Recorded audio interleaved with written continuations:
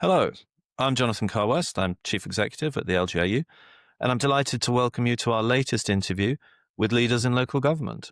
Today, I'm going to be joined by Nicola Kilvington, who's Director of Devolution and Local Government Reorganisation at Surrey County Council. Now, Nicola's been in local government since 2008. She's worked primarily in London Borough Councils before joining Surrey about 8 years ago. And her experience throughout this time has been firmly focused on strategy, on insights, on using data-driven decision-making to create policy and strategy, all of which, as we know, is really, really important as we go through the local government reorganisation process. So today, we're going to be talking about Surrey's reorganisation process as a whole, what that has entailed, what the ambitions for that are. And we'll also be covering the recent and highly anticipated and much pored over decision by the central government to reorganise Surrey into two unitary authorities and what the implications of that are for what comes next. So welcome, Nicola. Thank you very much for joining us. Thank you. Good morning, Jonathan. Thanks for inviting me on. Great pleasure. Now, before we get into the sort of nitty-gritty of Surrey, could you just tell us a little bit about yourself, about your background in local government, and in particular, your interest in devolution? You know, working in a background of London boroughs, that has a particular kind of angle on all of this. Where do you come to this from?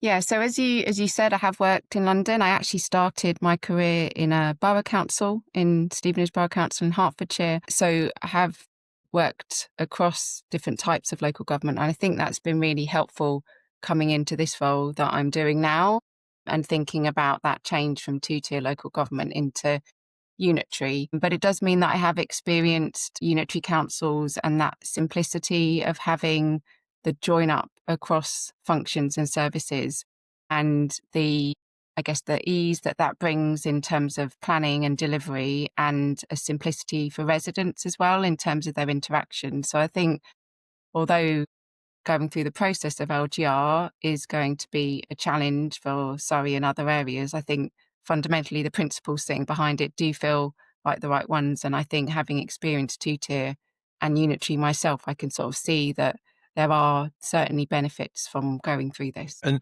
your job covers LGR and devolution. Obviously, those are quite different things. Do you want to tell us a little bit about how you kind of define the kind of relationship or non-relationship or the separation between them?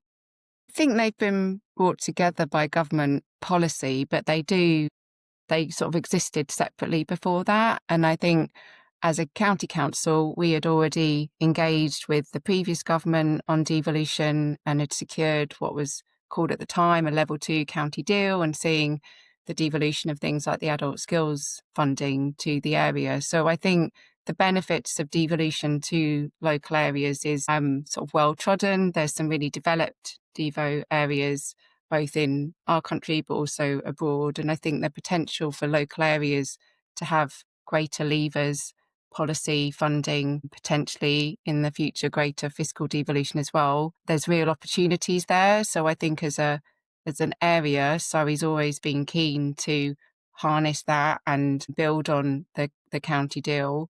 For us to do that as an area, though, it's really clear that government didn't want to see sort of devolution on single county footprint. So it's either joining locally with a neighbour, and that hasn't been something that's been progressed. So it's more then for Surrey about how do we create the conditions with local government, which has taken us to the point that we needed to create what's going to be two councils now for Surrey. And having that will mean that we could move forward with a mayor for Surrey, having the two unitaries and then combining into a strategic authority. So that's a real driver for going into LGR, having two councils. But I think the principle of devolution was already quite discussed and developed in Surrey beforehand. Yeah, that's really helpful. Thank you. And I think one of the things that has, at least from the outside, become quite confusing is the way those two agendas have been brought together by government has meant that, it's all the more necessary to be really clear about which is which and what the dependencies and interrelations are between them. Obviously, in Surrey, the view was that, as you've just explained, that you needed reorganisation first. You are the first place around which government has made a decision. There were there were different options on the table, but the Secretary of State has made the decision to split Surrey into two unitary authorities. So I guess everyone's watching you because you're first. And I guess the question on everyone's mind is, well, what happens now? What's next? How does that proceed from here? So I think there's some very specific things that we need to do in preparation for the legislation that will get laid to create the council. So that's called a structural changes order. And we need to make some preparations there on the member governance side and on the officer governance side. So we are very much getting ready to put those in place. And MHCLG are encouraging us to put voluntary arrangements in before the formal legislation is laid. And we're looking to do that because we know that there's lots to do here, and the sooner that we can get things underway, then I guess the sooner we can get on with the task at hand. But that said, I think it's not just about those formal structures. We're doing a lot on the relationship building side. So the way the process was set up through the business case stage meant that there were two counter proposals on the table and different authorities supported different ones. Now we all need to come together and implement the government's decision. We are spending some time looking at roles and responsibilities across the senior leadership group and also thinking about communications with our partners, but importantly staff as well. So all councils had been keeping staff updated, but I think there's even more need now to show that there is that collaborative approach being taken, that things are being put in place to offer assurance to staff who understandably feel a mixture, I think, of uncertainty. Where will they end up in this? But also there is opportunity for staff in this and they want to know how to get involved in that. So I think there's more than just the practical aspects going on that we're paying attention to. It is that how do we build teams around this? How do we build out the comms around this? And also how do we keep our stakeholders involved? Because as you said there, we've had a lot of support from stakeholders, but there is still the risk of confusion around the sort of the devolution side, which we don't have certainty on yet on a timetable, whereas LGR, we've got real certainty. So it is making sure that we're taking people, that is a bit of a commonly said phrase, isn't it? But keeping people kind of with us on this journey is going to be really important. Absolutely. So I guess two questions that emerge from that for me as we go talk to people who are sort of a couple of steps behind you in the process, drawing out sort of advice. I guess in terms of the sort of actual, the sort of preparations for the new unitaries, that that list of things to do is incredibly long. Just as a project management exercise, what's been your approach to sort of prioritizing that? So as you think about the different stages as going along to that, how have you kind of prioritized the things that have to happen now, the things that could be put back a bit, the bits that could even come post vesting day? What's that process looked like? So prior to the decision coming out, we had adopted what we called a parallel PMO approach. So the County Council had started an exercise that we called Discovery, and the district and borough councils were doing a parallel exercise. And although we've approached them slightly differently, we did try to bring some commonality to that, and certainly some commonality in the phasing. So the Discovery phase was very much about surfacing all the insights about the services and functions that we have, particularly thinking about financial elements, contracts, people, processes, systems, IT. So really all of the fundamentals that we have relatively easily to hand, but just not in a joined up place all together across the authorities. But doing that discovery in parallel. So now that we're in our, what we're calling the planning for implementation phase, that we can consolidate those discovery insights and use them to do, as you said, really think about that critical path through to vesting day. And for us, we're starting to talk about transition, not transformation. So the learning from other areas that have gone through LGR tells us that actually some of the real excitement can come with the opportunities for optimizing services, transforming them. But the practicalities of getting to vesting day and being safe and legal mean that lots of that optimization transformation actually needs to come after vesting day. So we're doing that through our implementation planning, taking a real focus on what do services need to be safe and legal with minimal disruption to residents and stakeholders, because obviously we need to keep those in mind throughout, and really working backwards from that and thinking about the key governance mechanisms that we will have in that shadow year to support both the disaggregation of the county services and the aggregation of the district and borough services. So we have got that phasing approach to the programme, and actually just a finite number of shadow council meetings to get some of this agreed. So it does really sharpen the focus as to what are the absolute things you're going to need to focus on.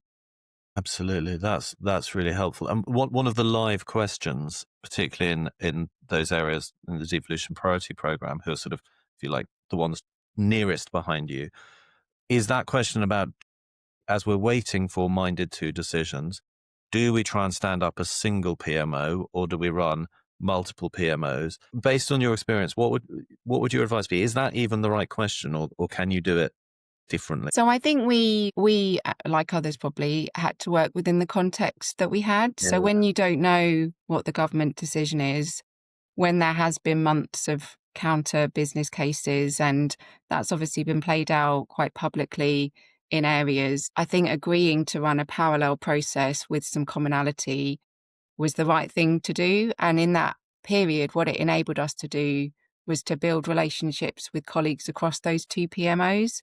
And so then when the decision came and we quite quickly had agreement that we would work to an integrated PMO, it wasn't doing that from a standing start. Yeah. So I think some areas might be able to do that integration earlier, and that would be great. But I'd also say maybe if you're not there or your context doesn't enable that, there's lots that you can do in the lead up to that. And I think we've managed to do that transition now to an integrated PMO relatively smoothly because of the way we approached it in the previous phase.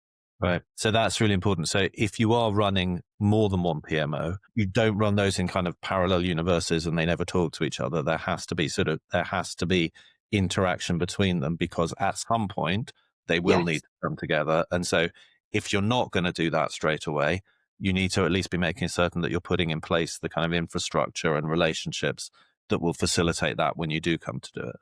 Is that a fair? Absolutely. Yeah. Yes. That's really helpful, because I think that is one of the things that people are agonizing over right now. I also wanted to ask a little bit more about you talked a lot about, quite rightly, about, look, there's the project management technical side of this, but there's also the storytelling, the communication, the sort of bringing people with you, both in terms of the council's staff and in terms of other stakeholders and partners, and in terms of, just to make life even more common, the public.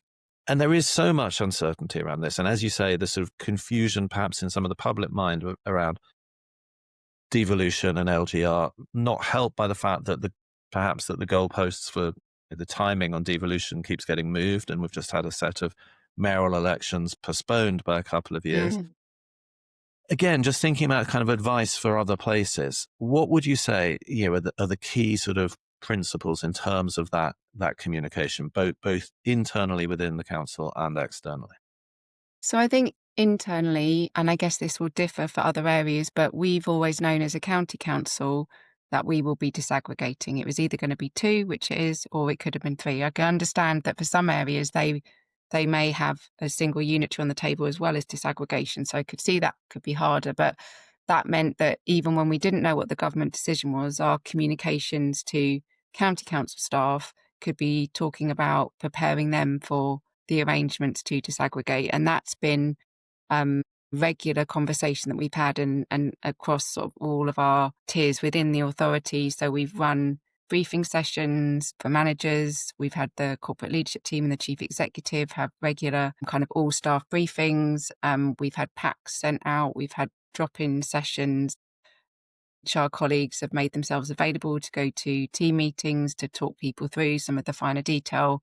We've had FAQs, so all of the classic things that you would expect in a comms programme, but we have just kept that going prior to the government decision. So we didn't wait for the government decision to do those preparations. And I think that has then meant that it's been something for people to kind of regularly reflect on and think about, rather than an immediate switch into, oh, now I've got to think about this. And that will continue. What we've been doing externally, so again, through that process, all councils did have engagement sessions with partners, quite open and transparent about the business cases, the evidence for those business cases, so that partners could see and make up their mind about what they wanted to support in that early business case stage. We've also used a lot of our partnership governance groups to keep like health and wellbeing board and things like that, partners updated, and that will continue. I think what's shifted more recently is as we've stood up our programme governance, and comms has been one of the early work streams where we've got joint working now across the district and boroughs and the county,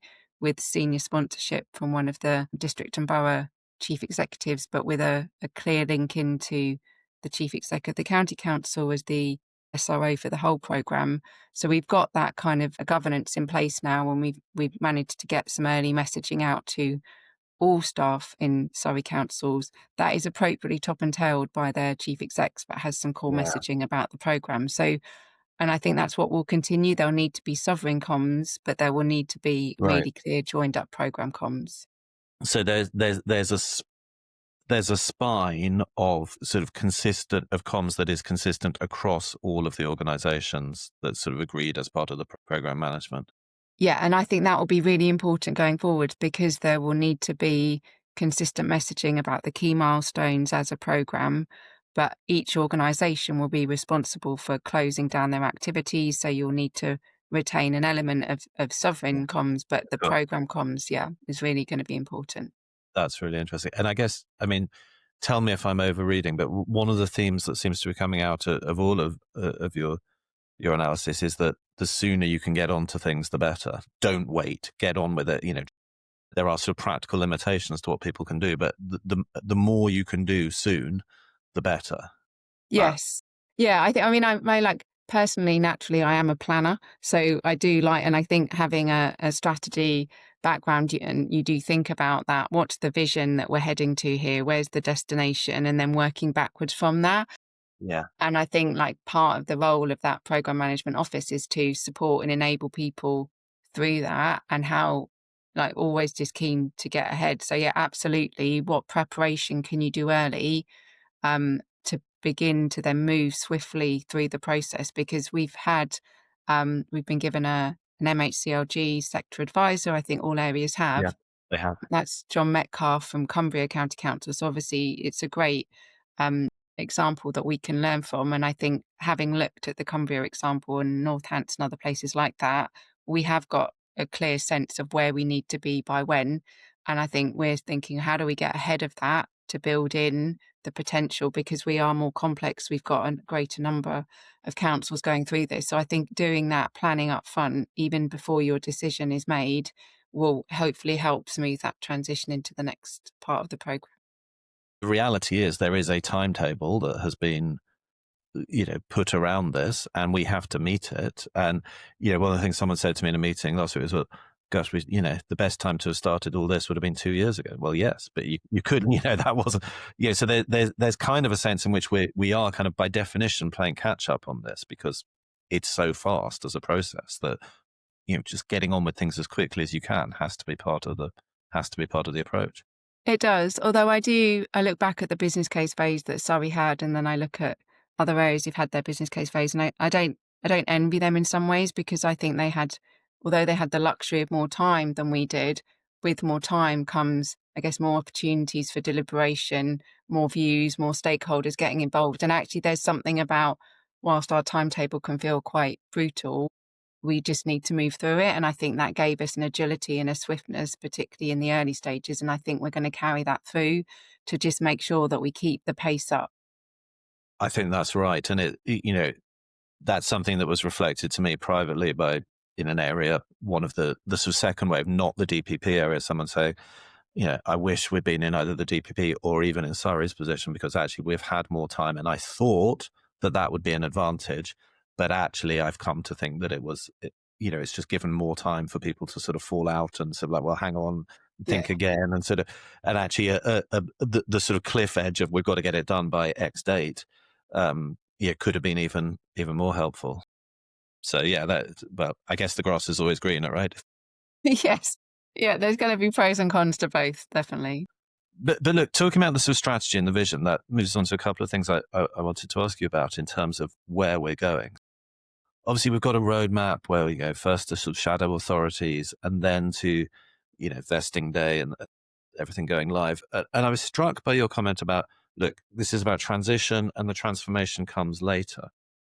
But to what extent do you, as you start moving into those shadow authorities, do you need to be kind of planning kind of, I don't know, target operating models or guiding principles for how those organizations are going to be so that they will be able to do that transformation? Because I'm also really conscious that and we'll talk about this in a minute as well, but there's an opportunity here. Otherwise, this is all very depressing. There is an opportunity here. We have to make sure. So yes, we can't do the work of those new unitaries who will have to do transformation, but we need to make sure that those new unitaries are in the best possible position to do that. How do you sort of build those operating principles in to the design phase, and when does that need to happen? I think it is really important that we do that. I think we need to do it in a way that then enables the transition work to happen. I think you could spend too long doing some of that visioning, target operating model stuff when actually we don't have the elected members for the new councils yet, or the top teams. And we all know that when those people are in place, they will want to make their mark on that. So I think we need to do something now, and we're planning to do that in the next couple of weeks, actually, to frame our implementation plan that will go through the governance early in the new year, to think about what's the way we want to approach this transition. So it's already really clear that the collaborative kind of principle will be important. And I think it's a genuine desire from senior leaders who are working in this space to do that collaboratively, and we won't be able to be a success, I don't think, unless we do that. So it is that classic kind of norming, forming, storming phase that you go through, I think, to get to that. I think transparency is really important as well, particularly coming out of a business case phase where you were set up to have competing business cases, just needing to be transparent, but also transparent to sort of manage risks. So we need a level of trust and openness and honesty amongst the councils so that we can surface what some of the key risks are, so that we can look to mitigate or manage those rather than surprises coming later in the process. And I think that sort of trying to not disrupt current services, particularly for vulnerable residents, and that prioritisation of things being safe and legal. So they feel like the fundamentals. I think to get into anything more, we are perhaps getting into more of a design space, and we're quite clear that this phase isn't about doing a lot of that design. It's about successfully transitioning services in the best possible way so the new councils can pick up that design optimization and transformation. So I think it's a balance between, you want to set enough of a vision that it is clear and compelling and it creates the structure that you can then move into, but without doing too much of it now, because we know that others will come in. They may be existing councillors or officers, but they will also rightly want to lead that from that perspective as Right. well. So it's a balance between creating that space, but also making sure that they have organizations to step into that are capable of doing that work. Yes. Yeah. Absolutely. Yeah. That's really helpful. And look, let's talk a little bit about, because I guess, one of the things that I sort of pick up talking to people in the sector is that inevitably, we kind of just are so focused on doing this that it becomes quite a sort of process. And I think it's really important to remind ourselves of what the opportunity is, because, if we're frank, there are people in local government who are going through LGR because the government has put in place a policy and said, you've got to do this. That's not going to wash with the public. That's not going to wash with, that's not future faith. In the end, we have to be able to say, this is the opportunity here. This is why we're doing this. This is how things are going to be better because of this. And you must have a sense of that. I'm wondering if you could tell us a bit about what are the benefits? How if you're a resident of Surrey and you're sort of sitting thinking, why on earth, what is all this about? What would you say to those people? How will the world be better at the end of all of this? I think many residents, not just in Surrey, probably in another place too, will have experienced the sort of awkward handoffs between organisations where we haven't quite got that customer journey right. So it's absolutely about making improvements to that. And I think there's some key areas. If you think about housing services and adult social care services, having those more integrated and connected under a single organisation should bring benefits to residents, because we are better placed to then provide support to join up that service experience. But I think there's also the data sharing. So so many times we come up against challenges of sharing data across authorities. Even when there's the willingness, there isn't always the way to do it. And I think having that more joined up picture about understanding need and demand will result in better service planning, delivery and prioritisation. I think then also comes with that the opportunity to make efficiencies and savings. And although sometimes that can be harder to quantify, we put figures in our business case around that, but since then we've had fair funding come in. So I think it will be quite tricky to see what that looks like for a little while in terms of a picture, but the economies of scale in terms of better kind of commissioning and contracts, thinking about the way that you can maximise income funding, removing duplication. So it does feel like those opportunities are there. And then I just think lastly, there's an opportunity to, I guess, strengthen local government in Surrey. We know that there is a challenging financial picture, particularly for current authorities in the West and who will move in to West Surrey. So part of the driver, I understand from government, for going through this with Surrey initially on this fast track is to offer that opportunity to try and strengthen local government to better withstand financial shocks. And there's lots of work that will need to go on, and government are involved with us in that. But I think there has to be a reason that we have to come out better from all of this from that perspective as well. We did some polling in DPP areas, so we didn't cover Surrey, but it was quite interesting when we asked people what they wanted from all of this or what they thought about all of this, members of the public. There was quite a sort of nuanced sort of response. People said, look, we like the idea of having one council. Exactly as you say, just knowing having one set of people to deal with. We like the idea of efficiencies of scale. We like the idea of size. But we also like the idea of things being small and bespoke to our place and not a one-size-fits-all solution. And some people sort of looked at that and said, oh, well, that's a contradiction. People don't know what they want. Whereas I see that as that's the design challenge that we have as we're creating these new unitaries, that we give people what the people want them to be big and efficient, and let's do that. And people want them to be responsive and able to sort of do things that are sort of locally appropriate. Well, we need to do that as well. And actually, there's no reason why you can't do that. If you get the design of the organization right, you can go small and you can go big.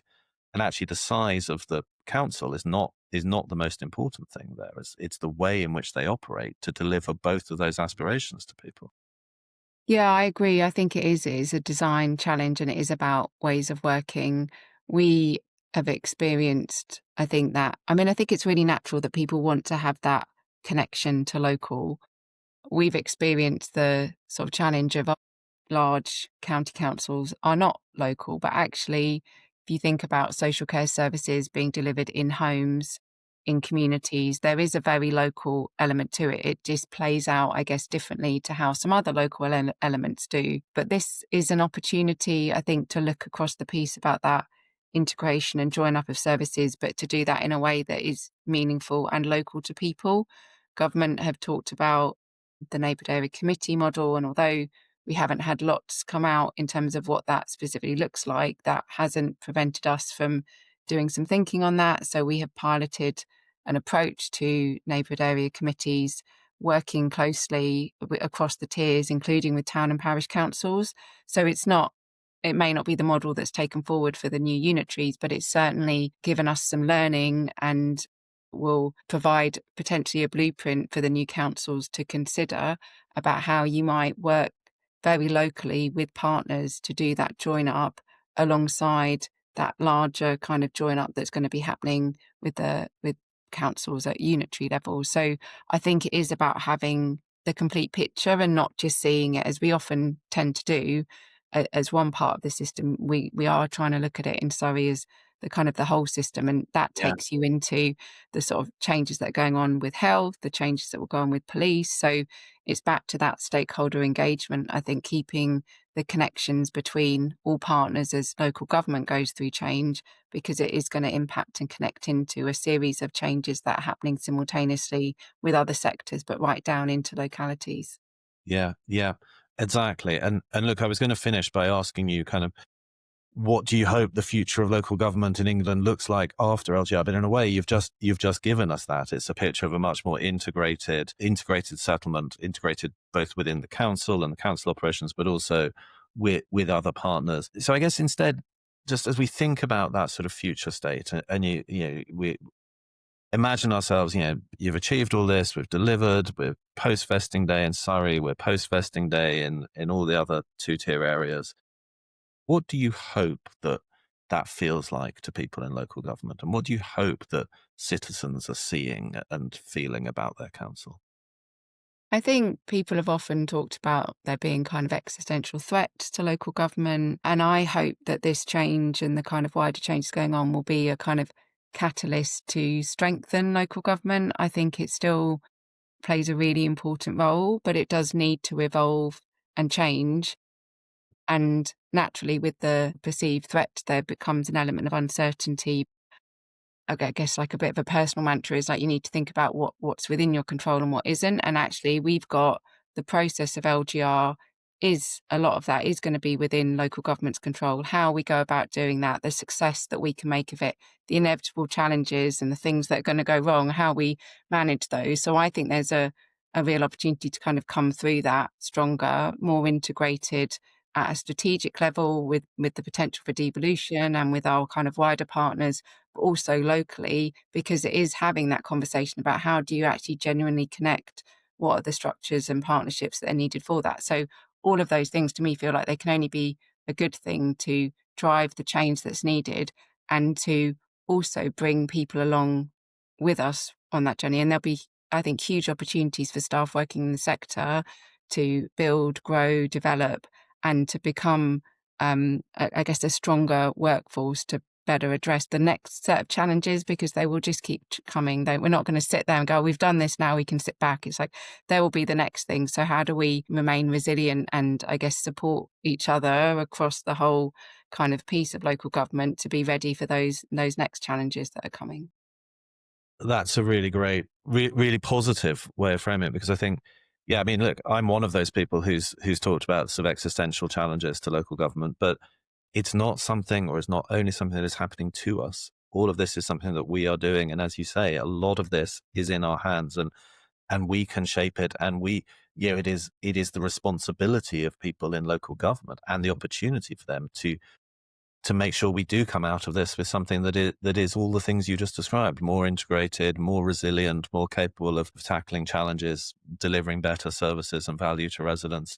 That's that's the challenge, but that's also the opportunities. Nicola, we're out of time, but I'm really grateful. I know that people watching this will, people who are on this journey will find that really useful. But we also know that people in our audience all around the world looking at local government, thinking about exactly those questions about how do we design resilience? How do we cope with challenges? What does the workforce look like? Even people who are not going through LGR or devolution will find those insights really, really helpful. So thank you very much for your time today. Thank you to everyone listening and watching. We'll be back soon with more of these interviews where we really, I think, really get behind the scenes of some of the most interesting things that are happening in local government. But in the meantime, if you can't wait, you can go to lgiu.org, where you'll find even more resources, even more insight, even more inspiration. So thank you, Nicola, once again. Thank you for joining us this morning. Thank you, Jonathan. Thanks.